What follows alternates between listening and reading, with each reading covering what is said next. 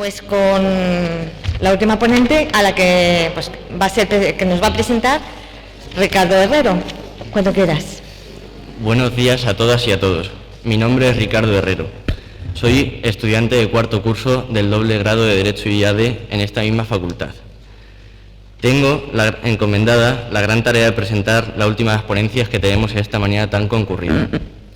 Tengo el placer de presentaros a Ágata María Sanz Hermida, profesora titular de Derecho Procesal durante muchos años y que recientemente ha superado de forma brillante el concurso para la plaza de catedrática de Derecho Procesal, por lo que le doy mi más sincera enhorabuena. Entre otras cosas de su brillante currículum, cabe destacar que es licenciada en Derecho y doctora por la Universidad de Salamanca. Ha colaborado como experta en víctimas para la Conferencia Permanente de Ministros de Justicia de los países iberoamericanos. Además, es magistrada suplente de Audiencia Provincial de Toledo. No obstante, Ágata también ha realizado publicaciones como El nuevo proceso penal del menor en 2002, Víctimas de delitos, derecho, protección y asistencia en 2009, entre otras. Cuenta con 3 sexenios de investigación y 1 de transferencia. Ha impartido docencia en varias universidades españolas y extranjeras y realizado diversas estancias de investigación en universidades como la de Alemania, Bélgica, Reino Unido e Italia. Por último, querría darle las gracias por su gran labor actual en la Universidad de Castilla-La Mancha, tanto como catedrática como persona, y su dedicación como defensora universitaria. Por todo ello, pido un aplauso para doña Ágata Sanz.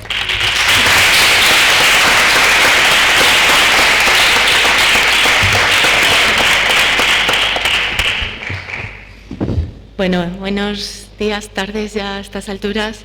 Muchísimas gracias, Ricardo, por la bonita, cariñosa presentación que me has hecho.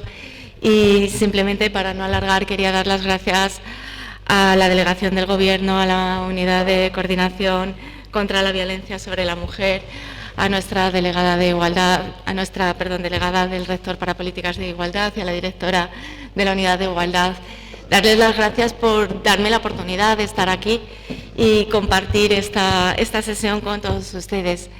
Claro, siguiendo un poco la metáfora que utilizaba anteriormente Teresa, no sé cuál es el papel que me queda a mí, ¿no? Después de tan brillantes y magníficas presentaciones, no sé si soy las migas o el envoltorio pero en cualquier caso, el objetivo es presentar una perspectiva diferente, porque hemos tenido una perspectiva muy práctica desde distintas posiciones, y yo lo que quería poner sobre la mesa es algo que ya se ha dicho en varias ocasiones, lo ha mencionado Teresa, lo ha mencionado Cira, y es, bueno, de dónde viene toda esta necesidad de adoptar nuestro sistema de justicia penal, tanto desde el derecho sustantivo como del derecho procesal, a una protección integral de las víctimas de violencia por razón de género. Y además voy a emplear esta expresión amplia que está ya consolidada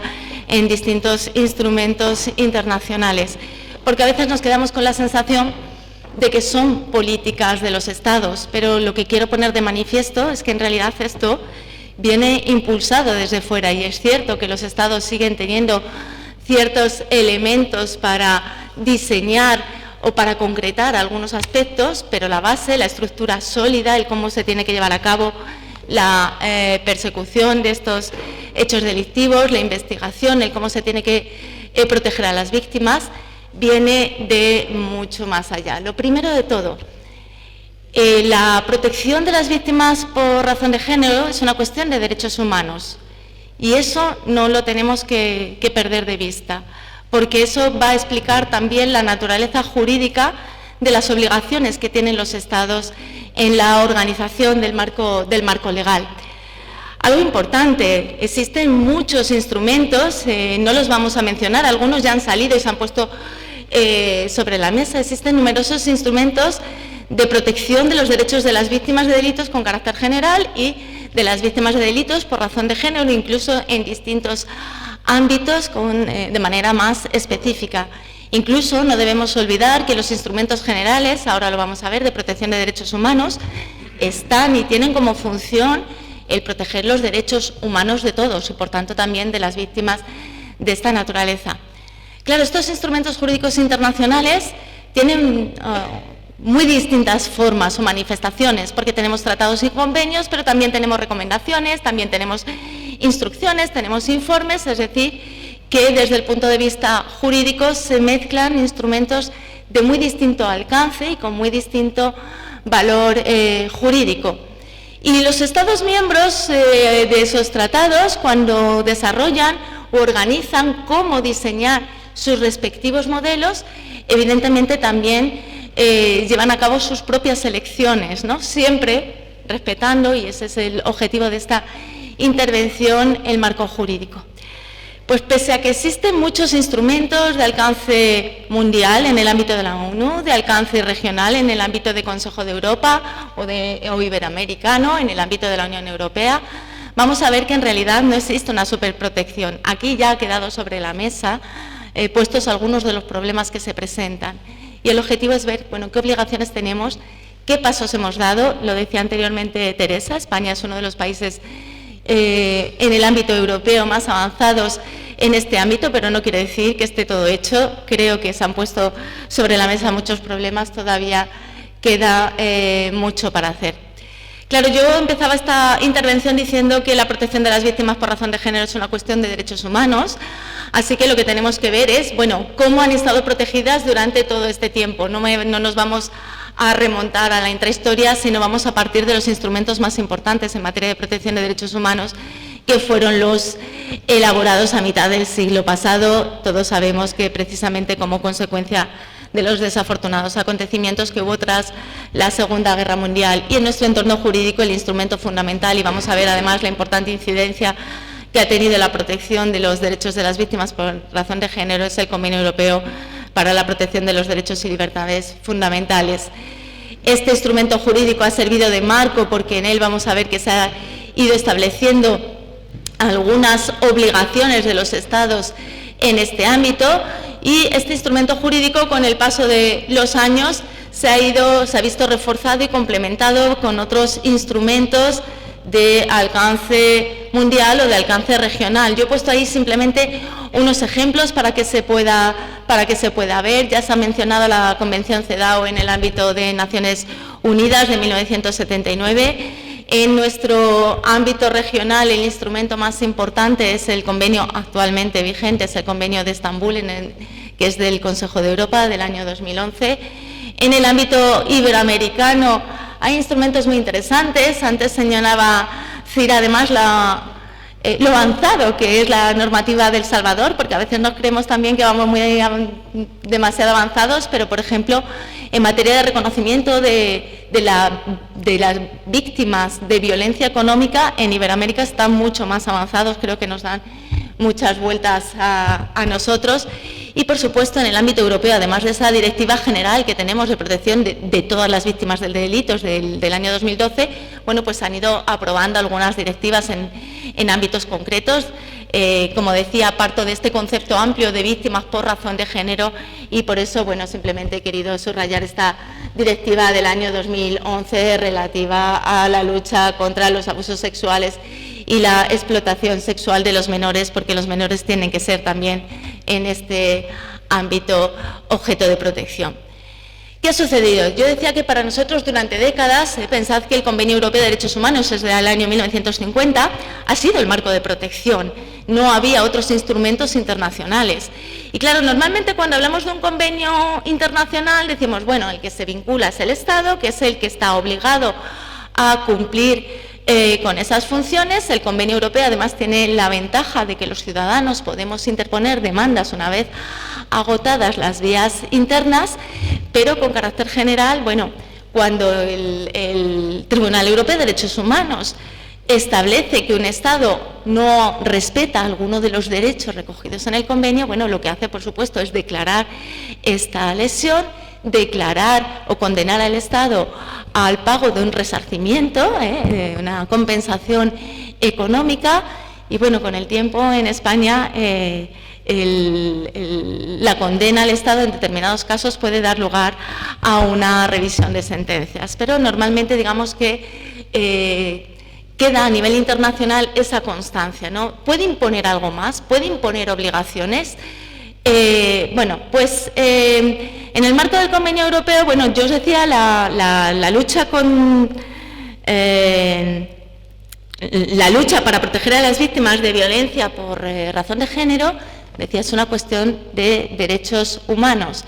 Y nos dice el Tribunal Europeo de Derechos Humanos que la función tradicional de los derechos humanos es, por un lado, tiene que proporcionar una protección frente al funcionamiento y a la aplicación del derecho penal. Esa es una función que algunos autores, en concreto una magistrada del Tribunal Penal Internacional, ha llamado como una función de escudo o neutralizadora, ¿no? Ese reconocimiento de los derechos humanos o derechos fundamentales del encausado o del investigado en un proceso penal.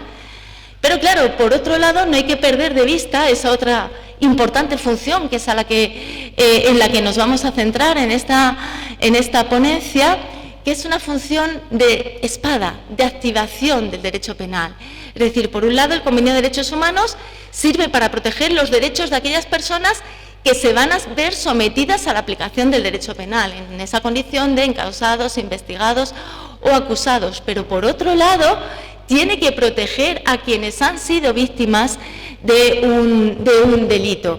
Tiene que proporcionar herramientas suficientes para que se active el funcionamiento de la justicia penal ante la comisión de un hecho delictivo, para que se le brinde una protección suficiente, para que se le permita participar en la medida adecuada. Y ha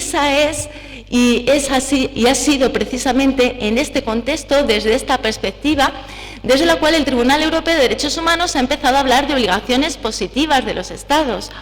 Obligaciones positivas que además, con los años, ahora vamos a ir viendo algunos ejemplos que sirvan para ver cómo ha funcionado el tribunal, que como digo, se han ido consolidando. El punto de partida del Tribunal Europeo de Derechos Humanos es, cuando un Estado es parte de un convenio internacional, tiene en primer lugar una obligación de carácter general. ¿Cuál es la obligación? Tiene que respetar los derechos reconocidos en ese convenio. Es una actitud, de respeto, de no invasión, de no injerencia, una obligación de carácter negativo, ¿no? Vamos a respetar, no vamos a ingerir. Pero en paralelo, dice el Tribunal Europeo de Derechos Humanos, tiene a su vez una obligación positiva de garantizar. De nada nos sirve si se mantiene, digamos, en esta posición de no injerencia, si no adopta, además, medidas suficientes para garantizar la vigencia y la aplicación de estos derechos. Tiene que adoptar medidas necesarias. Y fíjense bien, porque lo repite el Tribunal Europeo de Derechos Humanos, y veremos que ha hecho suya esta jurisprudencia nuestro Tribunal Constitucional, dice, el Estado tiene obligación de adoptar medidas para garantizar estos derechos desde todas las perspectivas, en el ámbito administrativo, en el ámbito de adoptar medidas judiciales, en medidas de naturaleza penal, pero también medidas de naturaleza civil, es decir, cualesquiera medidas que sean necesarias para garantizar la efectividad y no el mero reconocimiento formal de estos derechos. Hace nada se ponía un ejemplo, ¿no?, del problema que se plantea con el traslado de las víctimas en el caso de que tengan que presentar una denuncia. Entre las obligaciones positivas de los Estados, cuando diseñan cómo se van a enjuiciar, está determinar qué se va a hacer con eso. Desde mi punto de vista, y lo vamos a ver ex ante, no sobre la marcha, y luego vamos a ver cómo lo arreglamos. Así que, además, y junto a estas obligaciones negativas y positivas, la jurisprudencia del Tribunal Europeo de Derechos Humanos ha ido avanzando desde señalar, en primer lugar, que el Estado miembro del convenio responde por las lesiones que se lleven a cabo de los derechos humanos que produzcan sus agentes directamente, pero además también responde en aquellos casos en los que la lesión no viene de uno de sus agentes, sino de particulares, cuando, entiende el Tribunal Europeo, indirectamente se le puede atribuir porque dice, de alguna manera, el Estado ha contribuido, lo ha hecho posible, fijaos bien, esta es una traducción literal, ha utilizado una tolerancia benigna o negligencia, ¿no? el mal funcionamiento de la justicia, el no llevar a cabo esa debida diligencia que ha salido en varias ocasiones, genera responsabilidad al Estado, no solo cuando los agentes directamente provocan el daño. ¿Y en qué ámbitos va a tener que regular estas obligaciones positivas? Bueno, en primer lugar, veremos que en algunos casos lo que hace el Tribunal Europeo de Derechos Humanos es demanda al Estado tipificar determinados delitos. Ya se ha puesto de manifiesto en esta mesa. No son decisiones políticas. Las decisiones políticas a veces están en concretar alguno de esos elementos.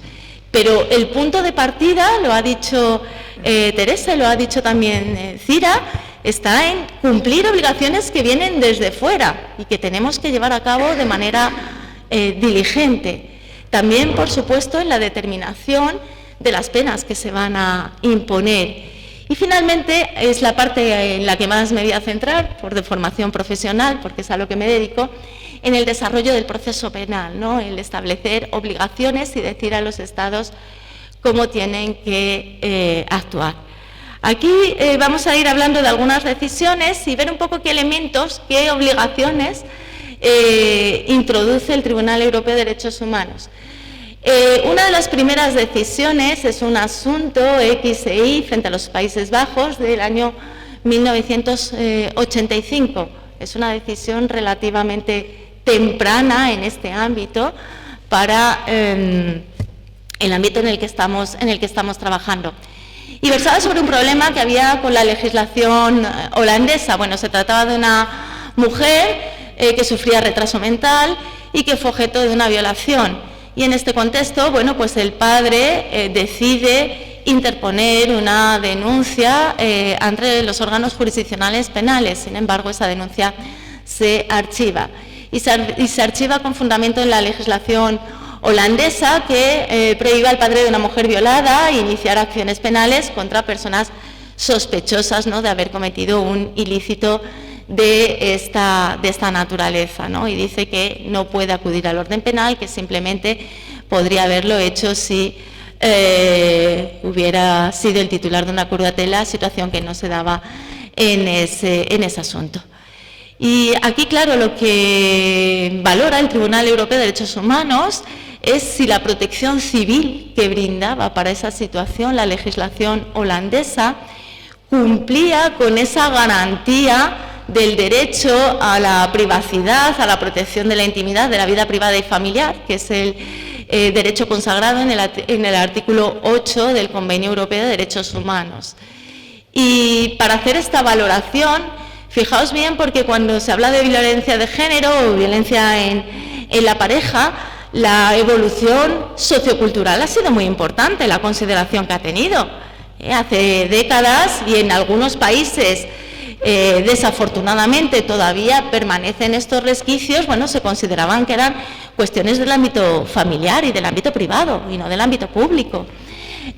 Bueno, pues en esta situación dice efectivamente el Tribunal Europeo de Derechos Humanos, el derecho a la privacidad puede garantizarse de manera suficiente con el derecho civil, no es necesario que acudamos al derecho penal, pero claro, para ver si en una situación concreta la garantía es suficiente, hay que atender al grado de lesión de ese derecho que se produce, al ámbito en el que se desarrolla esa lesión y si, teniendo en cuenta estas circunstancias, la persona, el sujeto de esa lesión, el derecho civil es un instrumento suficiente o no para proteger ese derecho. Y como pueden imaginar, lo que dice el Tribunal Europeo es que no era suficiente una lesión de esa naturaleza, una persona con retraso mental que sufre una violación.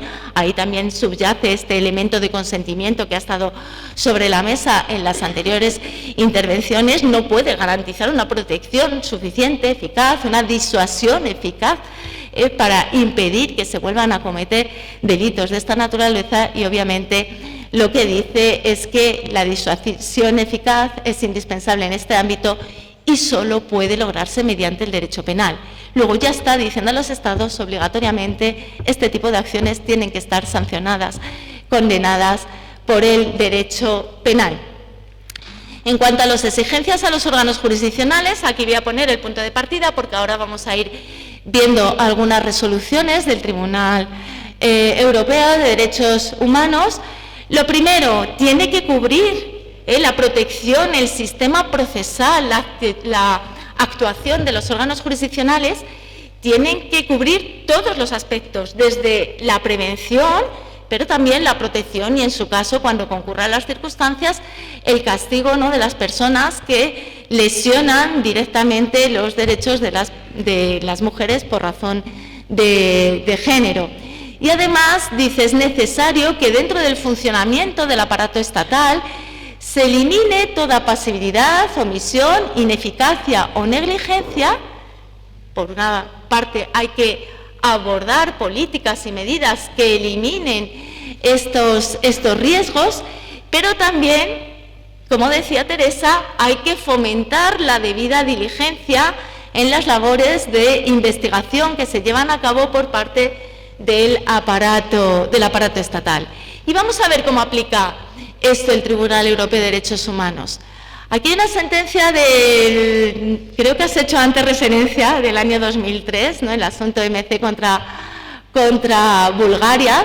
En este asunto, bueno, pues algo destacable del Tribunal Europeo de Derechos Humanos es que nuevamente, dentro de esas obligaciones positivas de llevar a cabo, de tipificar hechos delictivos, dice el Tribunal Europeo de Derechos Humanos que hay que tipificar el delito de violación. Entiéndanlo aquí en sentido amplio, lo de violación, todos este tipo de conductas, porque luego, como hemos visto, los ordenamientos jurídicos ya determinan o concretan cómo son los elementos requeridos para cada uno de ellos, pero obliga a los Estados, una obligación positiva, ya no es una elección de política criminal, a tipificar el delito de violación. Y además dice, no basta con tipificarlo. Este tipo de conductas tienen que ser, esta regulación penal tiene que ser aplicada en la práctica de manera eficaz, ¿no?, y producir o llevar a cabo un enjuiciamiento eficaz. Y algo muy importante, porque es lo que de algún modo está en esa reforma también que hemos tenido en nuestro ordenamiento, y también para que esto se vea que las ideas no nacen así espontáneamente, ni de un caso, como se ha puesto de manifiesto, sino que vienen muy de atrás y referido al consentimiento, y voy a leer literalmente lo que dice el Tribunal Europeo. Dice, cualquier enfoque rígido de la persecución de delitos sexuales, como la exigencia de la prueba de la resistencia física en todos los casos, corre el riesgo de conducir a la impunidad de los autores de ciertos tipos de violación y, por tanto, de socavar la protección efectiva de la autonomía sexual del individuo. En consonancia con las normas y tendencias contemporáneas en este ámbito, las obligaciones positivas de los Estados miembros, en virtud de los artículos 3, el artículo 3 prohíbe los tratos inhumanos, degradantes, y el artículo 8 del convenio, que ya me he referido a la protección de la vida privada y familiar, exigen la penalización y el castigo efectivo de todos los actos sexuales no consentidos, incluso cuando la víctima no haya ofrecido resistencia física. Aquí lo tenemos sobre la mesa y, como veis, es una obligación. Había que abordar esta perspectiva que da el Tribunal Europeo de Derechos Humanos. Otra sentencia muy conocida, además esta fue de una que puso de manifiesto la violación sistémica en ese Estado, que se ha salido de la Convención de Estambul en el ámbito de la violencia de género. Es una sentencia del año 2009 y se centra precisamente en la inactividad, en la falta de actuación de la policía para la persecución de los delitos de violencia de género. En concreto, en este asunto, señala el tribunal que, bueno, la actuación de la inactividad, ¿no?, la negligencia, la inactividad de la policía dio lugar, ¿no?, al asesinato por parte del esposo de la madre de precisamente la demandante ante el Tribunal Europeo de Derechos Humanos. Y bueno, en este asunto, digamos que es la primera vez que el Tribunal Europeo de Derechos Humanos considera la violencia de género como una vulneración a la no discriminación por razón de género. Y lo primero, pone de manifiesto que es un problema generalizado, que existe, no es un problema solo de España o de los países mediterráneos, es un problema generalizado a escala europea, pero también a escala mundial. También subraya este otro elemento que he señalado anteriormente, ¿no? En muchas ocasiones no se visibiliza, antes han puesto la punta del iceberg, ¿no? Permanece en el ámbito privado, en el ámbito personal, en círculos cerrados, no es fácil tenerlo.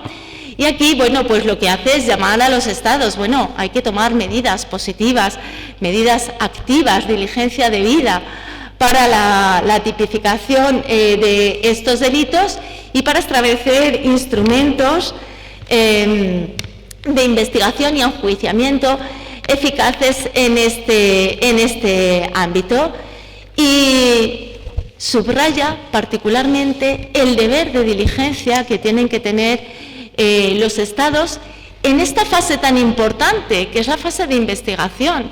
La fase de juicio oral es la que nos sirve con fundamento en la práctica de la prueba para que el órgano encargado de conocer de esa fase pueda determinar si la persona, si el acusado, la persona acusada ha cometido el delito o no y ponerle una pena. Pero difícilmente puede suceder eso si ya ni siquiera llegamos a la fase de investigación o si en fase de investigación el asunto es archivado porque no se ha actuado con la debida diligencia, porque no ha habido una investigación eficaz, porque los órganos, el aparato estatal, que no solo está en nuestro país juez de instrucción, sino todos los que colaboran en la fase de investigación, no han intervenido con la debida diligencia. Así que, bueno, pues partiendo de este contexto, de esa sentencia tan importante del año 2009, y simplemente por resaltar algunas otras decisiones del Tribunal Europeo de Derechos Humanos en materia de lucha frente a la violencia por razón de género, aquí van dos casos relativamente actuales a los que se refiere, por cierto, el Tribunal Constitucional en dos sentencias recientes, son en el año 2020, que vamos a ver ahora. Bueno, pues se refiere a la necesidad de que el Estado establezca instrumentos para la prevención eficaz y vuelva a pronunciarse sobre el deber de diligencia de las autoridades en la persecución de este delito.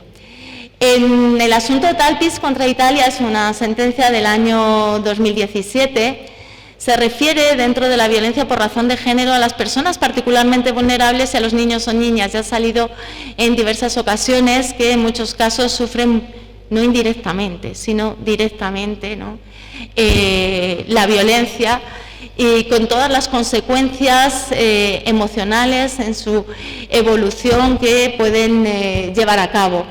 Y a este respecto, dice el Tribunal Europeo de Derechos Humanos, el Estado tiene el deber de establecer un sistema judicial eficaz e independiente que permita determinar, cuando los menores son víctimas de estas actuaciones, quién ha sido el responsable y que se le permita imponerle la consecuencia. Pero además dice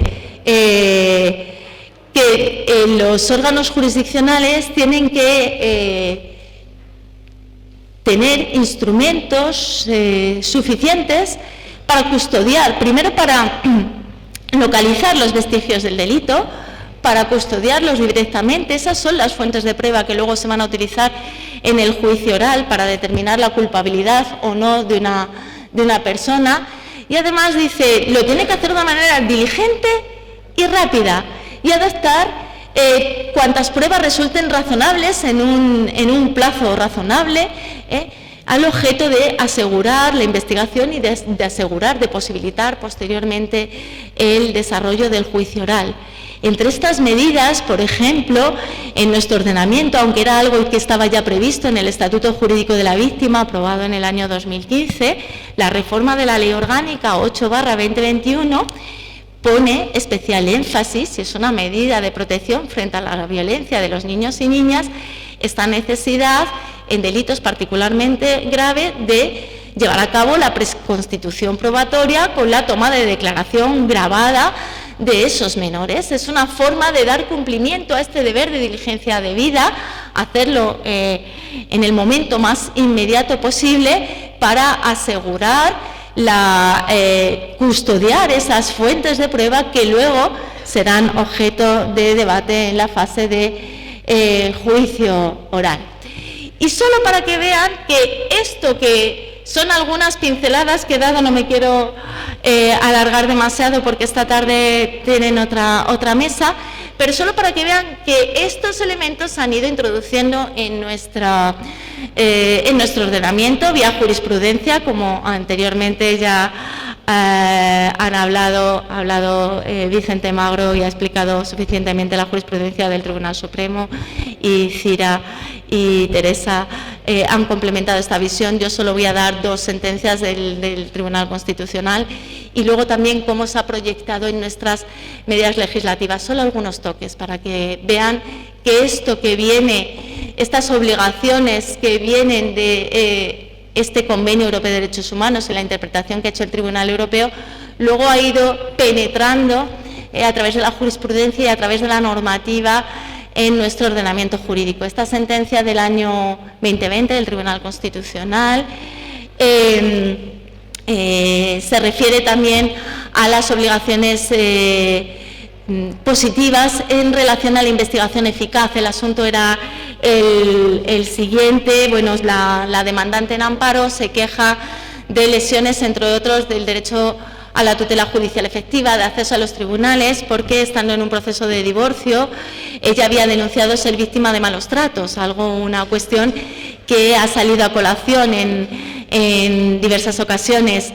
Y el órgano jurisdiccional archiva, simplemente tomando declaración al marido, la persona con la que estaba en este contencioso de divorcio, le toma declaración, entiende que no hay elementos suficientes para vestigios, indicios, ¿no?, para continuar con esa investigación, y archiva. Recurre esta decisión y en el recurso vuelven a archivar. Y esta decisión llega al Tribunal Constitucional, que, bueno, en primer lugar subraya, ¿no?, que presenta la novedad de que el Tribunal Constitucional nunca había analizado la tutela judicial efectiva desde esta perspectiva, pero sobre todo respecto a qué implica, ¿no?, qué derechos da la tutela judicial efectiva a la víctima de un delito de esta naturaleza. Dice, bueno, obviamente una víctima tiene derecho a acceder a los órganos jurisdiccionales, a interponer una denuncia y a que se lleve a cabo una investigación. Eso no da derecho de manera automática a la práctica de cuantas diligencias solicite, ni a un número desorbitado, ni a un número siquiera concreto de diligencias de investigación. Pero, teniendo en cuenta este punto de partida, ¿no?, da derecho a que se inicie una investigación, a que el órgano jurisdiccional lleve a cabo aquellas actuaciones que estime necesarias o suficientes para determinar o bien que es posible proseguir, ¿no?, que hay indicios y que, por tanto, se puede perseguir la causa, o por el contrario, que no hay elementos que posibiliten esto por concurrir alguna de las circunstancias para el sobreseimiento. Bueno, partiendo de que no hay un derecho a que las actuaciones lleguen hasta donde quiere la víctima, sí señala el tribunal que es exigible a los órganos jurisdiccionales, en estos casos, un canon reforzado del deber de actuación diligente y sin dilaciones. Otra vez esta referencia también al tiempo de las autoridades encargadas de la persecución penal cuando aprecia la existencia de sospechas fundadas del delito cometido en contextos vinculados a la violencia de género.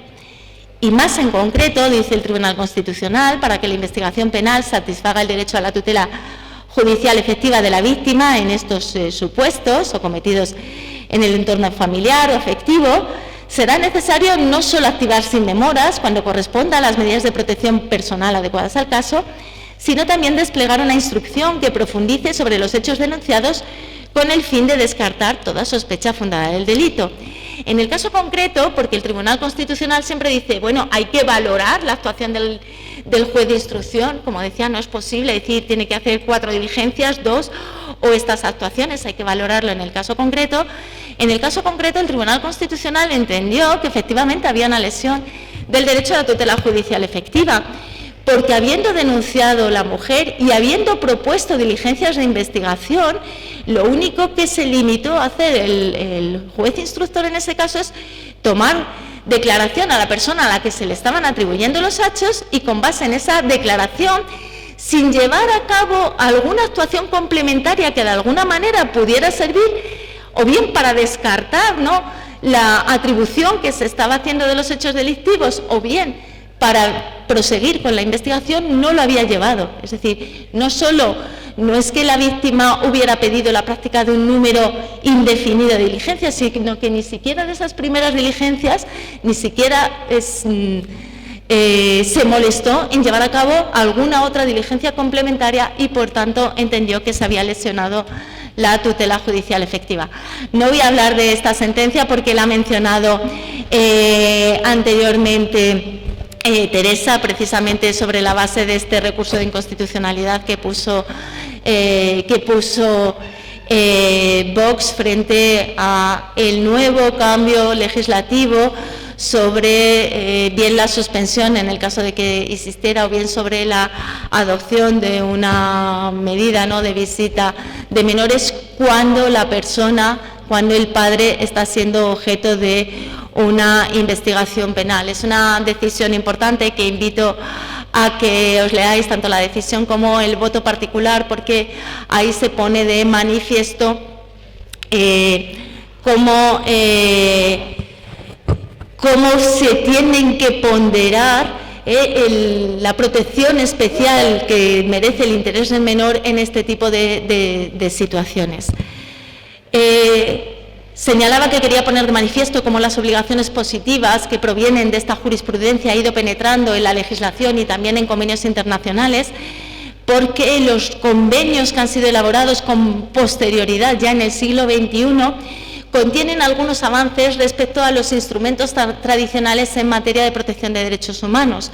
No solo incluyen un catálogo de derechos fundamentales en el Convenio de Estambul, ya específicamente en el ámbito de violencia por razón de género, sino establecen instrumentos utilizando ese anglicismo, monitoreo de seguimiento, de cumplimiento por parte de los Estados. Por eso son tan importantes estas recomendaciones, estos informes en las que nos dicen a los Estados lo que estamos haciendo mal y lo que tenemos que cambiar, pero además incluyen ya literalmente obligaciones. Fíjense bien, porque el Tribunal Europeo de Derechos Humanos, sobre la base de interpretación del convenio, ha tenido que ir entresacando cuáles son las obligaciones positivas de los Estados. Pero si nos vamos al Convenio de Estambul, tenemos a lo largo de su articulado ya dibujados expresamente obligaciones que tenemos que cumplir tanto en política legislativa como luego en la aplicación jurisprudencial, en la práctica, por los distintos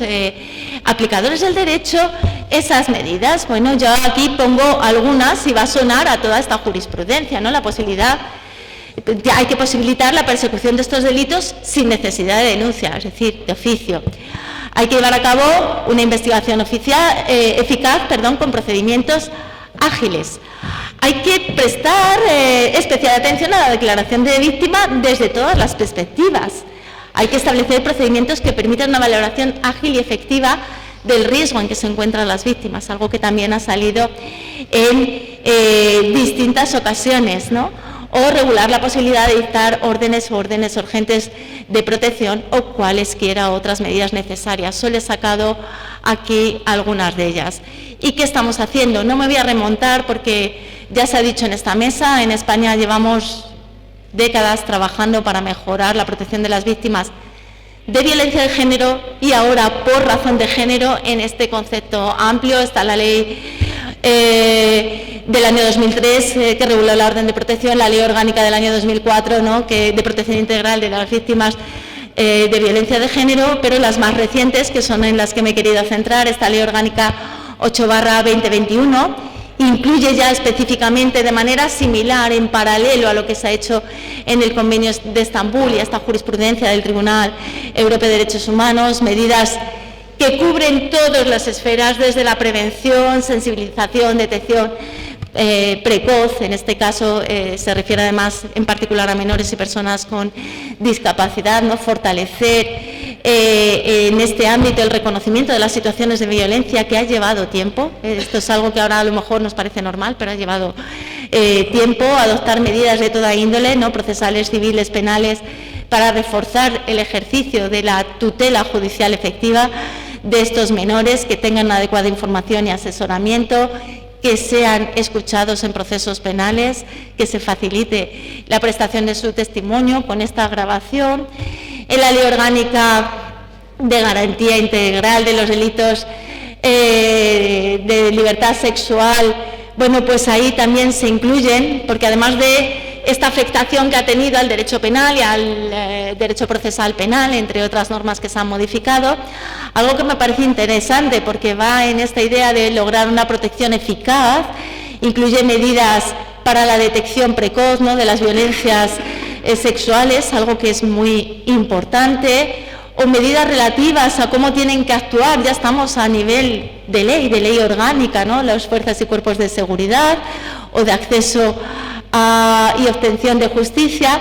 Y yo, como decía, como me estoy yendo un poco más a mi ámbito de actuación, algo muy importante en este tipo de delitos, uno de los elementos fundamentales es la declaración de la víctima. El reglamento de procedimiento y prueba de las causas ante el Tribunal Penal Internacional recoge medidas muy efectivas, limitaciones a la formulación de preguntas, limitaciones de las que hablaba Cira, ¿no? No se puede, a veces parece que la víctima era la que ha ido provocando y nos estamos asegurando de que ha sido de verdad víctima del delito y no porque lo haya provocado o porque haya contribuido. Y bueno, pues la disposición final primera de esta ley orgánica lo lleva, ya se estaba haciendo en la práctica algunos tribunales, existe jurisprudencia consolidada del Tribunal Supremo de cómo se tenían que formular las preguntas, pero bueno, aquí se modifica el artículo 709, que voy a leer, dice: el presidente podrá adoptar medidas para evitar que se formulen a la víctima preguntas innecesarias relativas a la vida privada, en particular a la intimidad sexual, que no tengan relevancia para el hecho delictivo enjuiciado, salvo que excepcionalmente, es decir, las reglas generales no se van a formular preguntas, la excepción que habrá que justificar el por qué se hace, ¿no?, y teniendo en cuenta las circunstancias particulares, considere que sean pertinentes y necesarias. Bueno, hay que reeducar. Y nuevamente también, para que vean cómo está penetrando las obligaciones positivas, este artículo 103 del anteproyecto de ley de enjuiciamiento criminal del año 2020, que está actualmente en tramitación y que de alguna manera creo que puede servir como broche de cierre y punto de inicio para la discusión. Hemos dicho que el contacto de las víctimas con el sistema de justicia, cuando algo no funciona bien, estos somos todos eslabones de una cadena. Hay que empezar desde la prevención hasta el enjuiciamiento y, en su caso, sanción.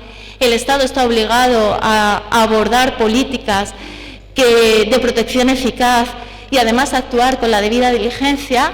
Y cuando no suceda así, las víctimas se ven revictimizadas por el sistema. Antes decía, no sé si ha sido Cira o Teresa, o en alguna de las preguntas formuladas, muchas veces las víctimas dicen que si lo llegan a saber no hubieran denunciado. Es decir, prefieren seguir soportando la durísima carga que es ser víctima de estas violencias por razón de género, porque la justicia penal les ha hecho todavía el sentir más dolor y el sentirse no creídas, no escuchadas o no suficientemente protegidas. Fíjense bien la rúbrica de este artículo: prohibición de la victimización secundaria. He de decir que desde el punto de vista simbólico es súper adecuada, porque luego en la práctica, vosotros lo conocéis mejor que yo, ojalá pudiéramos hacer y lograr esta prohibición de victimización secundaria. Muchísimas gracias por su atención y quedo a su disposición.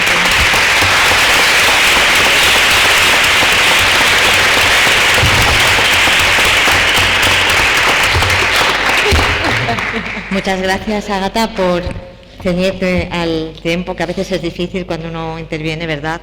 En último lugar, ¿alguna intervención, algún comentario? Mientras se rompe el hielo, como está pasando a lo largo de la mañana, aprovecho para decirle a nuestros y nuestras estudiantes, al hilo de la Ley Orgánica 10/2022, que ha salido en las 4 ponencias de esta mañana, que tenéis la oportunidad de intervenir también y de tener vuestra voz en el acto institucional que tendrá lugar el 22 de noviembre en Albacete. Si no podéis desplazaros, se admitirán también esas exposiciones también en una mesa redonda que hemos preparado especialmente para el estudiantado. Se permitirán intervenciones online.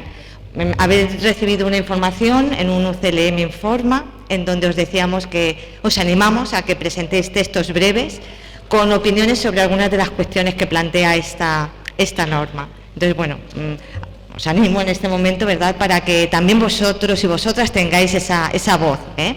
Bueno, entonces, ¿alguna intervención? ¿Alguna intervención sobre...? Están agotados, es la hora de comer. Sí. Bueno, pues sí, claro que sí. Un momentín que pasamos el micrófono para los que están al otro lado.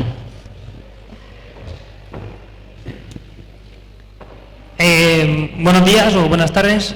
Solo quería preguntarle cómo cree usted que podemos evitar la victimización secundaria de las víctimas de violencia, puesto que en todo el proceso son requeridas o se necesita de su participación a lo largo de todo el trámite judicial.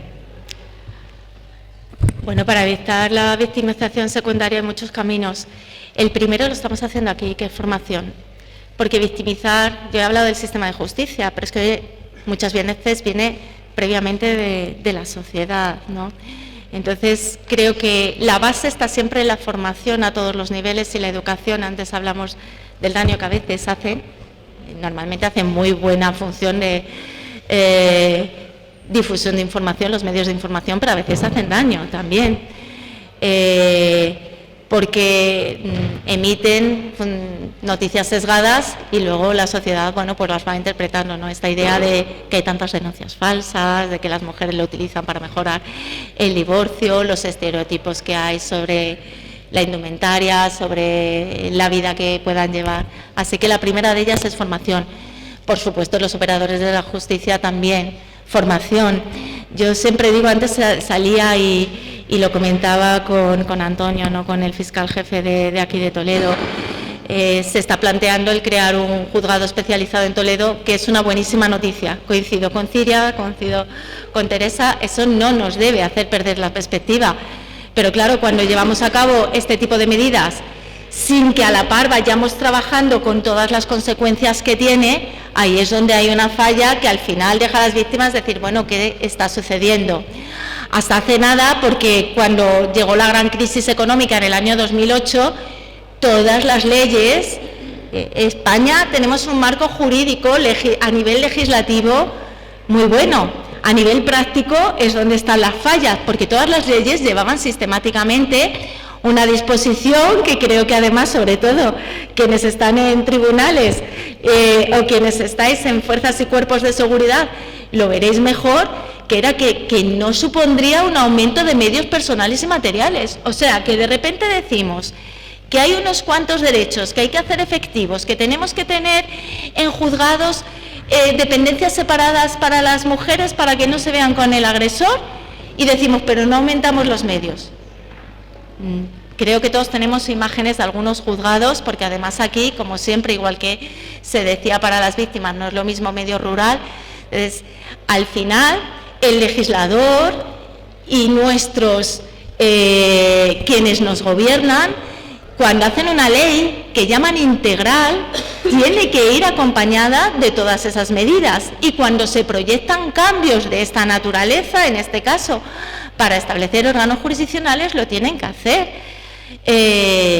Antes comentaba uno de los compañeros, ¿no?, que claro, ellos se encuentran con una mujer que denuncia que hay que llevarla a otro sitio, que tiene hijos, que me los lleva a casa. Vamos a ver, este tipo de situaciones que hasta ahora el sistema funciona relativamente bien también por el voluntarismo del que hablaba Cira, ¿no? ¿Dónde está la especialización? Pues también el que se lo toma más en serio y hace todos los cursos, y el que, bueno, a veces ni siquiera porque no se lo tomen en serio, sino porque no pueden respirar también en los juzgados, porque ya no vamos a hacer valoraciones que puedan.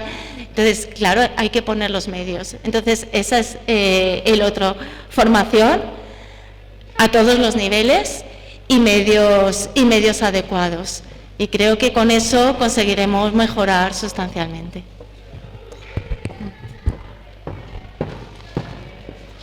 A mí me parece que además necesitamos reformas legislativas para garantizar, evitar la revictimización, sobre todo las más vulnerables, como pueden ser las víctimas de violencia sexual y las más vulnerables de violencia de género. Seguramente lo habréis oído, porque lo he reiterado hasta la saciedad en prensa, creo que tenemos necesidad de una reforma en la ley de enjuiciamiento criminal para que se regule la preconstitución de la prueba de las víctimas de violencia sexual.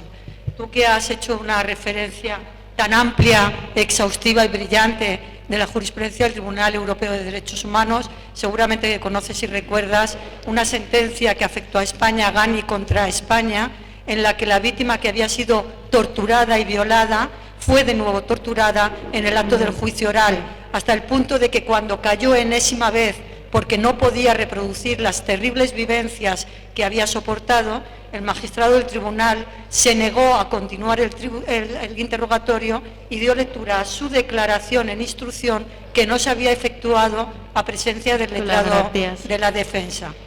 El Tribunal Europeo de Derechos Humanos hizo una interpretación muy abierta de lo que debe ser el equilibrio entre los derechos de los investigados y los derechos de las víctimas para evitar ese enorme daño que le podemos hacer a las víctimas, obligándola a revivir, a reexperimentar una y otra vez unas vivencias tan terribles como pueden ser las violaciones, no solamente las grupales, las torturas, las violencias habituales, etcétera, etcétera. De manera que yo creo que una necesidad urgente es, porque se ha modificado el artículo 26 de la Ley del Estatuto de la Víctima para decir que además de gravar las declaraciones de los menores, han de gravarse también las declaraciones de las víctimas de violencia sexual, pero eso no es preconstitución y las víctimas tendrán que ir al acto del juicio oral otra vez a contar delante de otros señores o señoras y delante de quien sea otra vez sus vivencias. Yo creo que tenemos que ser valientes y provocar que haya una reforma legislativa, e igual que se ha establecido con carácter imperativo la preconstitución de los testigos menores de 14 años, que también se establezca la preconstitución de las víctimas más vulnerables, como pueden ser las de la violencia sexual.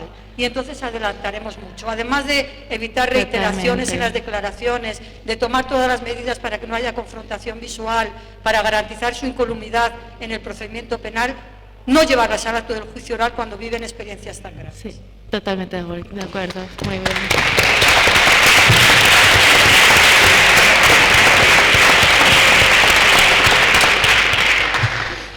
No sé si hay alguna intervención, porque antes... Yo quiero decir... sí, venga. No, simplemente que en este lugar donde se teoriza mucho y bien, y donde hemos tenido la oportunidad de escuchar a personas que son súper especialistas, de repente en esta sala ha habido una intervención muy sencilla, pero que a todos nos ha puesto los pies en el suelo, que ha sido ella. Simplemente ha dicho: yo no me siento bien atendida, ha habido unas sentencias y a mí el problema me continúa en el mismo sentido. ¿Eso es revictimización o no? Quizá con que las instituciones funcionaran y se cumplieran las leyes avanzaríamos algo. ¿Sí?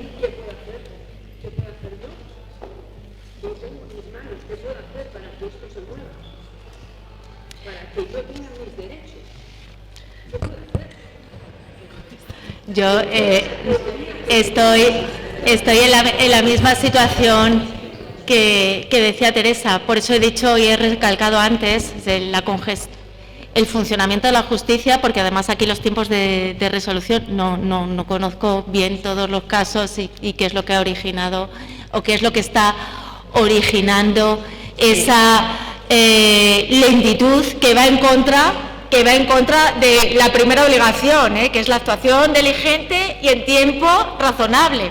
Pero no es solo mi caso, no es solo mi caso, es que no soy yo, a mí no me pasa esto, es a muchísima gente. Pero ¿y qué podemos hacer el ciudadano? ¿Qué podemos hacer? ¿Hay solución? A ver, yo, quería, no sé si le van a contestar. Tranquila.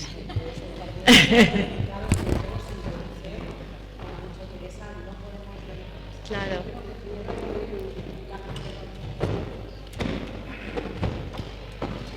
A ver, que no me voy a meter en el jardín de frente, pero bueno, voy a intentar bordearlo.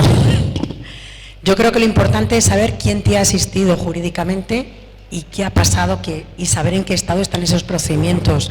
Yo no puedo hablar ni poner la mano en el fuego por ningún compañero ni compañera, no lo haría, pero tampoco puedo hacer aquí un fusilamiento público sin saber lo que ha pasado. no sería. Imposible. Creo que la persona o el abogado o la abogada que te lleva las causas, que aquí hay una persona que representa el turno, tiene que saber en cada estado qué estado están los procedimientos, qué resolución se ha dictado, pedir impulso procesal, recurrir resoluciones y pedir una respuesta si realmente no se ha dado una respuesta judicial a través de los trámites adecuados. El tema es cómo se ha respondido y si se han recurrido esas resoluciones, porque claro, yo entiendo que si tú no estás personada con procurador, que tienes derecho de oficio, en todo momento el procurador tiene el conocimiento del estado en el que se encuentra el procedimiento. Es más, las víctimas por el Estatuto Jurídico de la Víctima tienen derecho a ser informadas en cada momento del estado en que se encuentra el procedimiento. ¿Se te ha vulnerado ese derecho a saber en cómo están esos estados del procedimiento? Porque claro, eso es un derecho que si tienes. ¿En qué estado está eso? Yo es que la verdad... yo con todos los respetos no lo sé, de verdad que si supiera y lo hubiera examinado, pues podría dar que tampoco procedería porque son causas judicializadas, pero bueno, hay que ver qué ha pasado ahí, algo ha pasado ahí, esto no es tampoco una cosa normal, que es cierto que las cosas no funcionan como van, ahora si es una actuación normalizada y generalizada en una actuación del juzgado, pues ya creo que habrá que adoptar medidas de otro tipo, que no las voy a decir aquí, no vaya que mañana salga yo en la prensa dando ideas.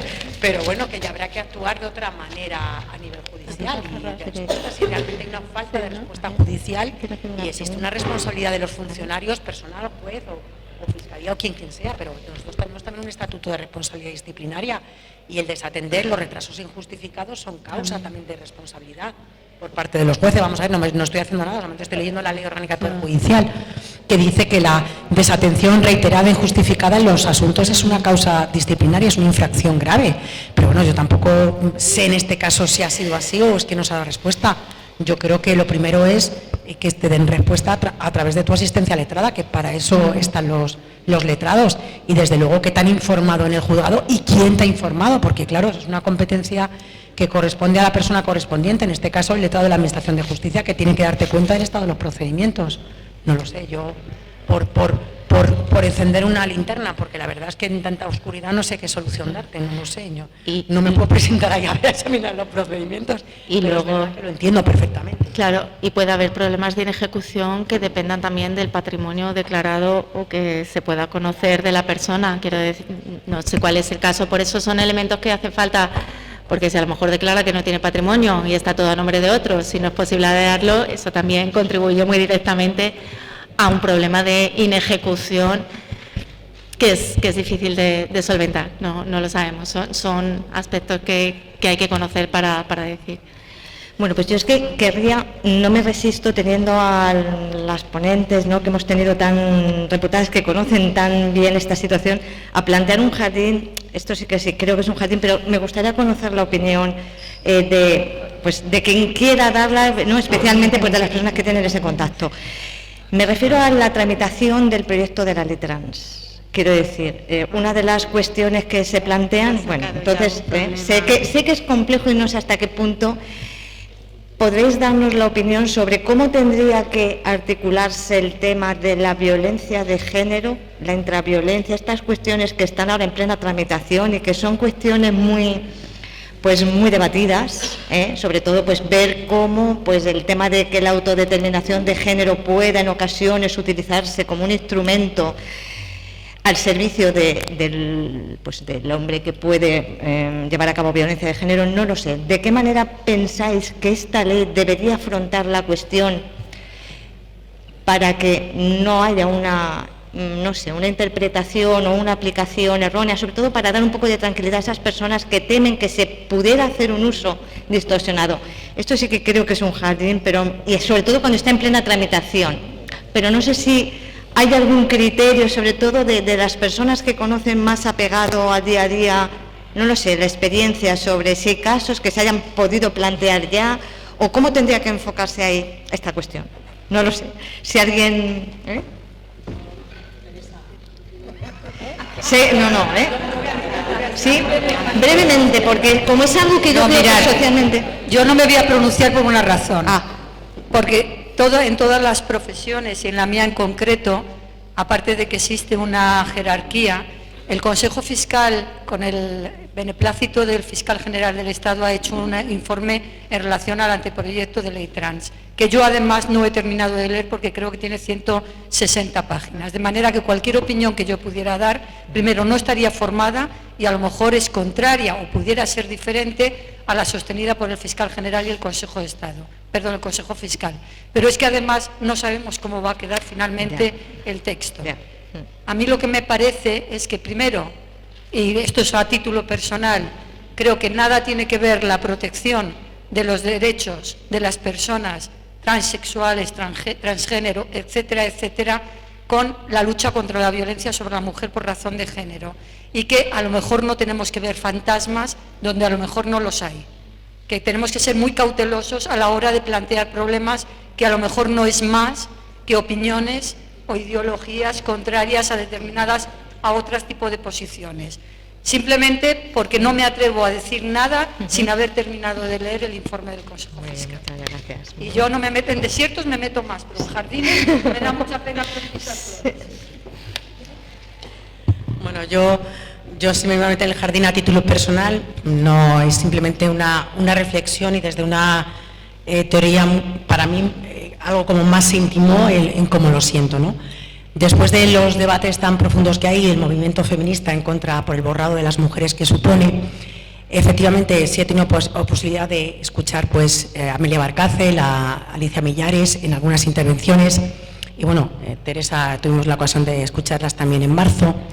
Y es cierto que tal y como está planteado, pues evidentemente si suprimimos el concepto de género como tal y lo que supone o ha supuesto para las mujeres esos roles, esos estereotipos y esa discriminación de las que hemos sido objeto históricamente y seguimos siendo objeto, y lo sustituimos por el término de identidad de género, es decir, como uno se identifica, pues lógicamente por eso está el movimiento contra el borrado de las mujeres. Supone que efectivamente la posición y la protección y la situación en la que tenemos las mujeres, pues lógicamente quede pues en otra dimensión distinta.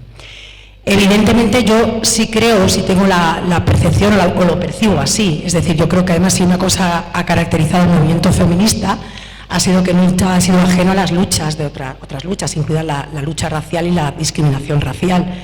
Y yo creo que es cierto que los derechos de las personas trans tienen que ser protegidos, por supuesto tienen derechos fundamentales y derechos que aquí no vamos a negar y tienen que ser protegidos, pero yo sinceramente, el que tanto hemos hablado aquí de sesgos, de estereotipos, de géneros o roles, que son la base de la discriminación histórica, desaparezcan porque ya es un género, es una identidad y desaparecemos como sujeto político que hemos sido, pues yo sinceramente no lo veo, pero vuelvo a insistir, parece ser que la ley, como ha dicho Teresa, tiene un calado mucho más importante, desde luego se habla de cosas que ponen los pelos de punta, como esa teoría de la conversión, de aquellos padres que intenten, ¿no? Lo han hablado filósofas y gente que es experta en estos temas. Yo hay cosas que se me escapan, yo no soy teórica, no sé lo que es el transhumanismo, no sé lo que es la identidad de género y son conceptos filosóficos que a mí se me escapan, pero bueno, si alguien me los explica, pues quizás lo entienda, pero yo desde luego así lo considero. Bueno, muchísimas gracias por esa opinión y bueno, sin nada más vamos a cerrar la sesión de la mañana, ¿verdad?